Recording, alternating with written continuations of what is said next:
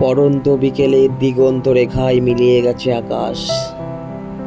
তার সৌন্দর্যতা শুধু বজায় রেখেছে চারিদিকে। বাতাসে তার সৌন্দর্য ভেসে বেড়াচ্ছে, চারিদিকে তার অপরূপ সৌন্দর্যের গন্ধ ভেসে বেড়াচ্ছে। এই ব্যস্ত শহরে ব্যস্ততার মাঝে সবাই হারিয়ে যাচ্ছে, কিন্তু প্রকৃতির সৌন্দর্য হারাচ্ছে না। সত্যি নিজেকে যদি এই প্রকৃতির সৌন্দর্যের মাঝে হারিয়ে ফেলতে পারতাম, তাহলে নিজেকে অনেক ধন্য বলে মনে করতাম। প্রাকৃতিক এই অপূর্ব সৌন্দর্যতা দেখে আমি মুগ্ধ। আমি নয়, গোটা পৃথিবী মুগ্ধ। সবাই চায় এই প্রাকৃতিক সৌন্দর্যতার মাঝে নিজেকে হারিয়ে ফেলতে, কিন্তু কেউ পারে না।